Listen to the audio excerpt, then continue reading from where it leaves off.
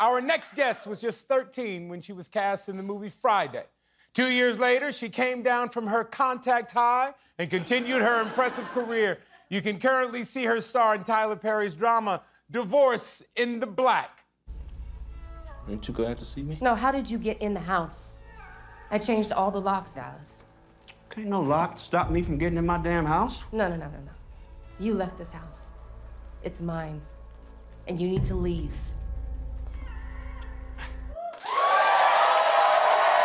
Divorce in the Black is available now on Prime Video. Please welcome Meagan Good.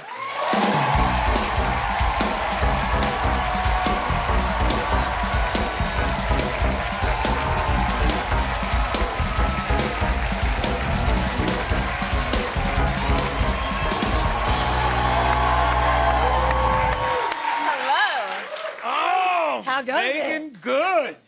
Put on your red dress. All right. Yeah, good to see you. It's crazy. We go way back, and I didn't think or even remember this, but we were in a movie together called Three Strikes back in 2000. Yeah. 2000. That was 24 years ago. Yeah. You seem like you're only 30 years old right now. I received that, Jesus. Wow. Yeah. I mean, yeah. Long time ago. Long time. Yeah. I consider myself to be the black Kevin Bacon. I'm on 7 degrees of separation, or 6 degrees. All right, now you also worked with Shaq too. We just had Gina Rodriguez out here. She worked with Shaq. How was that experience, or what was it that you worked with Shaq on? You know what's crazy is I did this show called Cousin Skeeter when I was a teenager, and Shaq. Skeeter. And Shaq came on to direct an episode. Okay. So the first day, he's kind of directing, and then it went from that to him kind of wearing these silly teeth, until the third or second day, he literally wasn't directing anymore. He was just walking around doing pranks. Yeah. And basically, the producers had to come on. You had to be like, hey, look, we have to direct this, so we're gonna get it done. Okay. Yeah. Okay. It was the whole thing. Do you two still stay in touch with one another?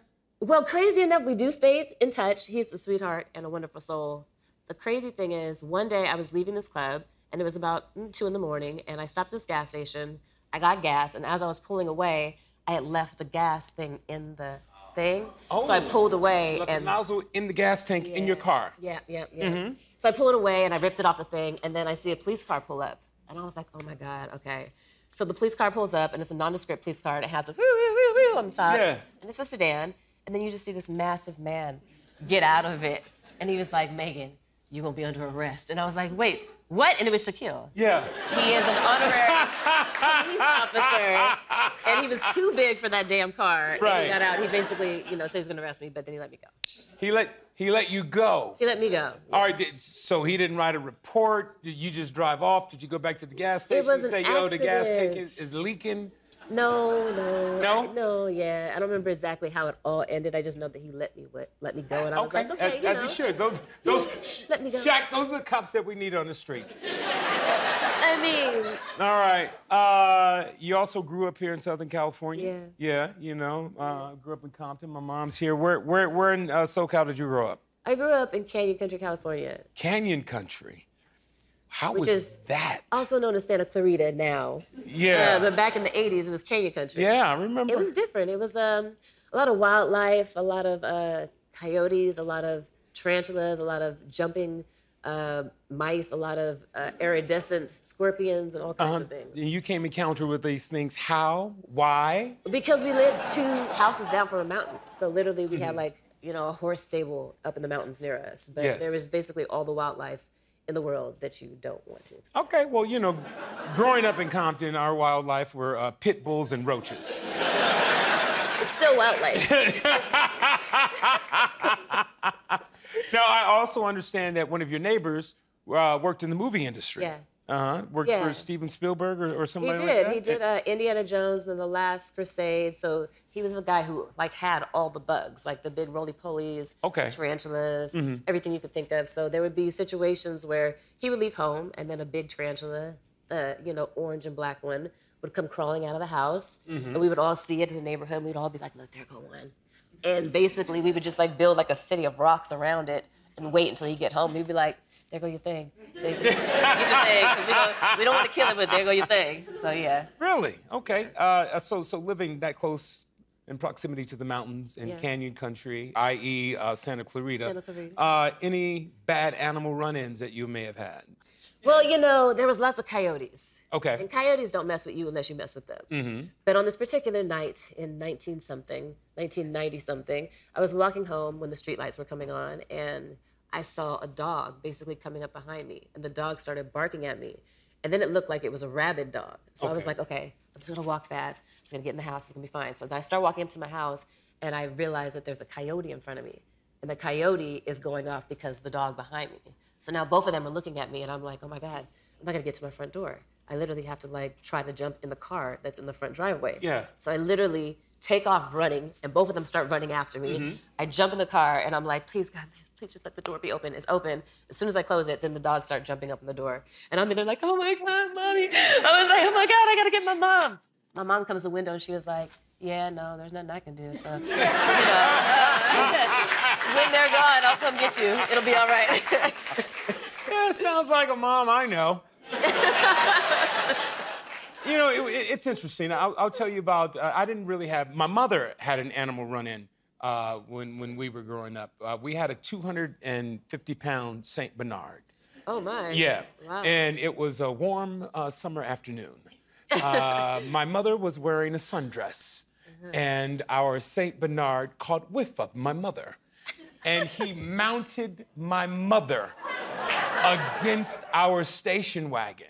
Right? And my mother's screaming for her life because it's a 250-pound Saint Bernard attacking her in the worst possible way. And my dad is in the backyard just laughing hysterically at my mother. And so my mother rustles the dog off. She opens up the driver's side door. She gets in. The dog sees his opportunity to mount my mother again. So he gets in the car with her. My mother climbs across the gear shift, gets out of the passenger door, closes the passenger door, comes around, closes the door on the driver's side, locks the Saint Bernard in the car, and then goes back and commences to beat my dad. Yeah, I was gonna say, she did, because I'm like, And then I will say my dad was not allowed to mount my mother for at least 6 months. 8. How long was it, Mama? 8 months. 8 months. well, I mean, you can ask for it. All right, well, you know, let's get here. Let's talk about this movie. Yeah. You know, your character makes some bad relationship decisions. Yeah. You know, let's talk about it. Let's talk about the movie. What's the plot of this? Oh, well, this story, it follows Ava and Dallas, but really it's Ava's story of, you know, she's in this relationship. She grew up in the church. She was taught to always kind of stick it out, figure it out, and she's dealing with all these different things. And at a certain point in the relationship, he decides that he just wants the relationship to be over. Mm-hmm. And I think that is obviously very traumatic for her, but then she realizes, like, wait a second, I choose to be excited about the second act of my life. Right. I choose to be open to all the things that I'm being taught. I choose to love myself, to know that I'm worthy. And so it's really a story that's about her journey of exploring and discovering and rediscovering herself. And then it's got a lot of twists, a lot of turns, and the first scene is crazy, and the last scene is crazy, but it's a really fun film. No, it's a very crazy movie. Talk about the fun that you were having on such a dark, story. You know, it was fun to drag Corey down the staircase. It was fun to throw Corey in the car and slap him. But Corey's such a sweetheart. He's so different than the character, and he really created the space for me to feel comfortable and to feel safe and to explore the character. And then also to explore with him the dynamic between the two characters. I've known Corey for almost 20 years, and I'm so happy to see him win and to be able to do this with him. Yes. But he was like, when we threw him into the car, I was like, so he was like, just slap me, sis. I was like, no. But I was like, but he was like, no, just slap me. I was like, slappy. He was like, yeah. I was like, all right. Wah! And I slapped him. He was like, you slapped me, sis. And I was like, yeah, you told me to. Yeah. It's crazy. I was watching the film now. She tells you it has a crazy opening and a crazy ending. The opening of the movie, they're at a funeral. They're burying your husband's brother. Yeah. And then the mother stands up and gets into it with the pastor and tells your husband's brother to take the body out of the casket and take it home. Yes. It's crazy. You guys got to see this movie. You guys got to see this movie. She takes her clothes off. Not Oh, not before. And she takes her clothes off in the church. It was like, take these damn hand-me-downs. Yeah, it's crazy. Yeah, Tyler Perry, you did your thing on this one. Yes, well, I want to thank Megan for coming down. We have Tyler Perry's Divorce in the Black now available on Prime Video. Yeah. We'll be right back with Pepe Aguilar.